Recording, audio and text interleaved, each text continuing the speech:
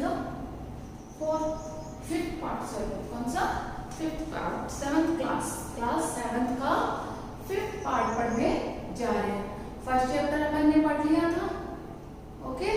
तो second chapter अपना है वर्ण विचार। जब अपन ने फर्स्ट चैप्टर पढ़ा था तो उसमें हमने पढ़ा था व्याकरण। क्या पढ़ी थी? व्याकरण। व्याकरण के 3 वेद्स देखे थे अपन ने। कौन कौन से देखे थे? वर्ण विचार, शब्द विचार और वाक्य विचार। 3 पार्ट्स देखे थे अपन ने जब व्याकरण पढ़ा था। उन्हीं में से अब सबसे पहले है अपना वर्ण विचार, ओके। ये व्याकरण का ही वेद है कि सबसे पहले हमें क्या करना है? वर्ण विचार। वर्ण किस प्रकार बनते हैं, क्या होते हैं, उनके बारे में हम पढ़ेंगे। तो सबसे पहले हमें क्या पढ़ना है? वर्ण। जब अपनी भाषा जो होती है वो किन किन को मिलके बनती है? फर्स्ट चैप्टर में अपन ने यही पढ़ा था ना कि भाषा जो है पहले वर्ण होता है, वर्ण से हम शब्द बनाते हैं, शब्द से हम अक्षर बनाते हैं और अक्षर से भाषा बनाई जाती है। इनको मिलाते हैं वर्ण। वर्ण के बाद में क्या रहता है? वर्णों के समूह से शब्द बनते हैं और शब्दों के समूह से क्या बनते हैं? वाक्य बनते हैं। और वाक्य से फिर क्या बन जाती है? भाषा बन जाती है। आया समझ में कि वर्ण व्याकरण कैसे होती है? पहले वर्ण विचार, वर्णों से मेल को शब्द बनाया, शब्दों के मेल से वाक्य बनाया और वाक्य के मेल से भाषा बनाई। अब सबसे पहले वर्ण। वर्ण जो है वो भाषा की सबसे छोटी इकाई होती है। इससे छोटा कुछ नहीं होता है, ना इसके हम और अधिक टुकड़े कर सकते हैं। आया समझ में कि भाषा की सबसे छोटी इकाई क्या होती है? वर्ण ही होती है। और वर्ण के हम और अधिक टुकड़े नहीं करते क्योंकि सबसे छोटी है, तो इसके और टुकड़े नहीं होंगे। आया समझ में? फिर अब वर्ण, अपन जो ध्वनि बोल रहे हैं, जो भी अपन ध्वनि निकाल रहे हैं, उन ध्वनियों को लिखने के लिए जो चिन्ह दिए गए हैं वो क्या है? वर्ण है। वर्ण है ना, तो इस ध्वनि को हम लिखित रूप दे देंगे, लिखने का रूप दे देंगे, उसे क्या कहेंगे? हम अक्षर कह देंगे। वर्ण या अक्षर क्या कहेंगे? जब लिखेंगे लिखित रूप ध्वनियों का आएगा वो अक्षर कहलाएगा और ये ध्वनियां जो है वो वर्ण कहलाती है। आया समझ में कि ध्वनियां जो है वही क्या है? वर्ण है। अब देखो मैं आपको शब्द लिख के बताती हूँ। जैसे अपन ने लिखा महल, ओके, महल लिखा। अब अपन इसके क्या करेंगे? अलग अलग ध्वनियां निकालेंगे कि कितनी ध्वनियां मिलकर के ये क्या बना है? महल शब्द बना है। तो आपके वर्ण अच्छे से समझ में आएगा। अब देखो मैं, जब तक इसके अंदर ए की मात्रा नहीं जुड़ती है तब तक ये क्या होता है? आधा होता है। क्या होता है? आधा।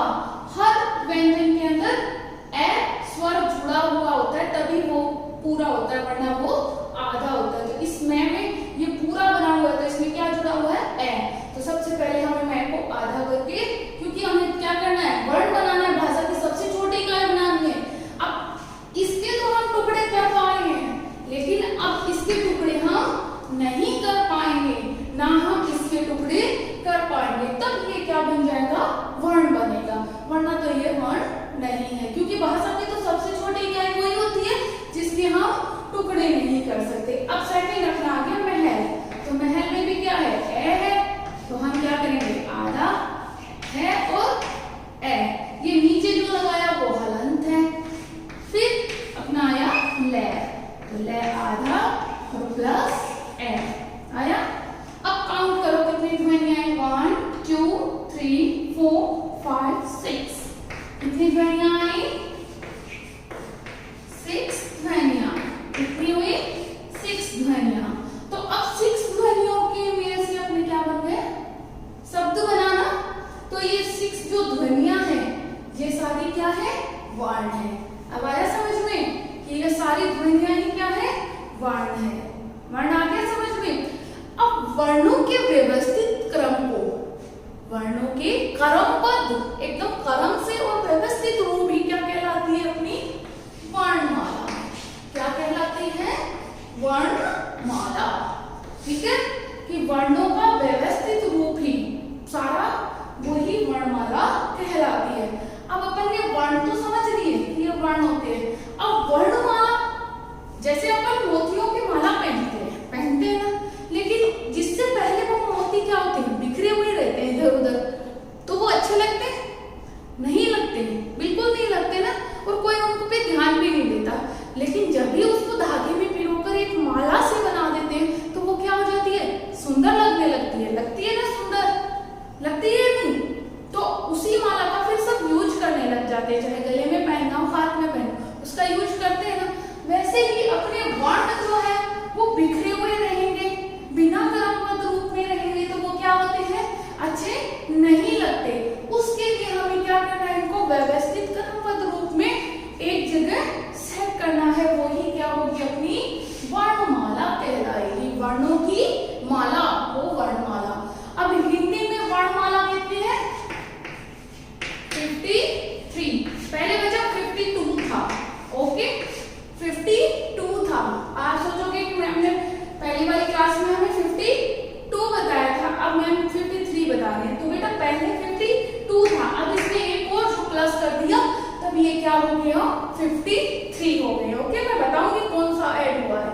ओके, तो अब अपन 53 वर्णमाला पढ़ते हैं। अब कैसे कैसे वर्णों के मेन हुआ, कौन से वर्ण इसमें जुड़ेंगे वर्णमाला में अपनी में, वो सब देखते हैं। देखो सबसे पहले उसमें क्या जुड़ेगा, स्वर। सबसे पहले स्वर आते हैं, क्योंकि स्वर क्या होते हैं, भाषा के वर्ण के दो रूप होते हैं, एक होता है व्यंजन, दूसरा होता है स्वर। दो रूप होते हैं।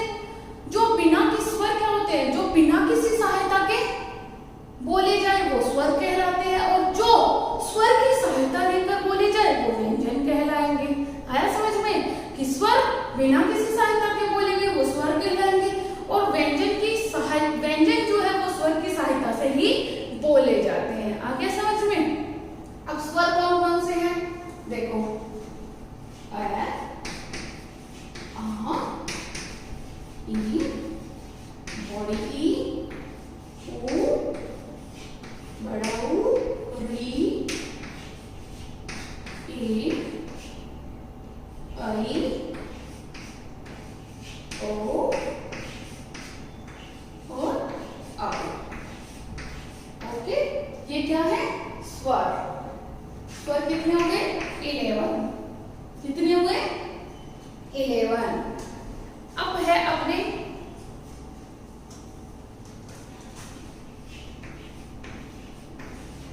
अनुस्वार।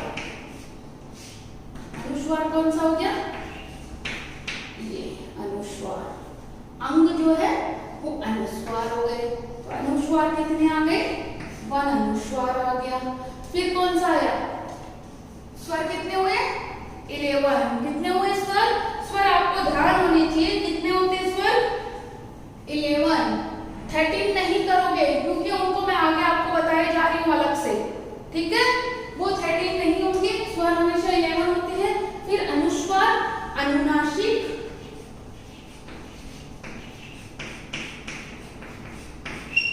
अनुनासिक, यही अब अपना एक 53 वाला काम हुआ है। ओके, जो चंद्र बिंदु वाला है ना, उसको और ऐड कर दिया तो ये 53 हो गए। फिर इसके बाद में है विसर्ग। क्या है, विसर्ग। विसर्ग कौन सा है, 1, ये ऐड हो गया इसमें। ओके, अब इन तीनों को क्या बोलते हैं, अयोग्य वाह है। क्या बोलते हैं तीनों को,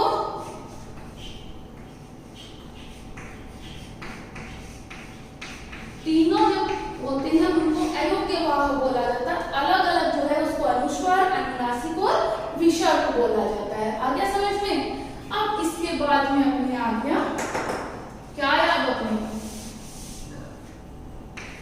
क्या लिखते हैं, वर्णमाला 53 वर्ड्स को मिलकर के अपनी वर्णमाला बनती है। फिर इसके बाद में आ गए अपने व्यंजन। क्या आ गए, व्यंजन, ठीक है। व्यंजन भी आप लोगों को आता है।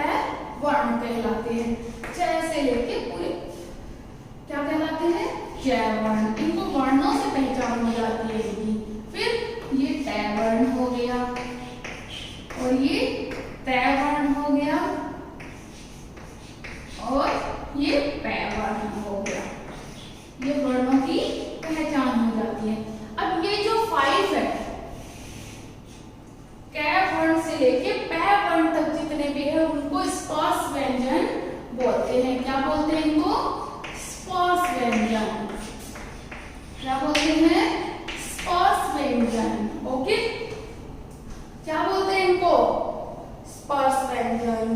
फिर अगली लाइन आ गई ये, तो इसको क्या बोलते हैं? अंतस्थ।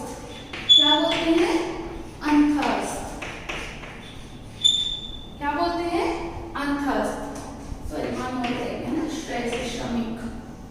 और इसके बाद शेष वाली गैर लव्य वाली को अंतस्थ। शेष है क्या बोलते हैं? उष्ण व्यंजन। क्या बोलते हैं? उष्ण व्यंजन। और फिर अपनी क्षेत्र गैर और श्रेय वाली लाइन को क्या बोलेंगे? संयुक्त व्यंजन। क्या बोलेंगे? संयुक्त व्यंजन। अब संयुक्त व्यंजन क्या होता है? संयुक्त व्यंजन क्या होता है? दो व्यंजनों के मेल से बनने वाला शब्द संयुक्त व्यंजन कहलाता है। जब व्यंजन बनता है तब उसमें स्वर को जोड़ा जाता है, लेकिन जब संयुक्त व्यंजन, नाम ही उसका संयुक्त है, तो संयुक्त के नाम से क्या हो? दो को जोड़ना है अपन को, तो दो व्यंजन को जोड़ेंगे तब संयुक्त व्यंजन बन जाएगा। व्यंजनों, दो व्यंजन एक साथ जोड़ेंगे संयुक्त व्यंजन। वो मैं आपको बता दूंगी कौन कौन सा जोड़ करके ये संयुक्त व्यंजन बने। ठीक है, अब इनके बाद में आपके नेक्स्ट बच गया दो वर्ण और बचे, और ढ। ये आते हैं नव विकसित में, ये बाद में विकसित हुए हैं, जिसमें ये है ना टू, ढ और टू। ये देखा है आप लोगों ने अक्षरों में देखा, तो इन दोनों को क्या बोलते हैं? नव विकसित व्यंजन। क्या बोलते हैं?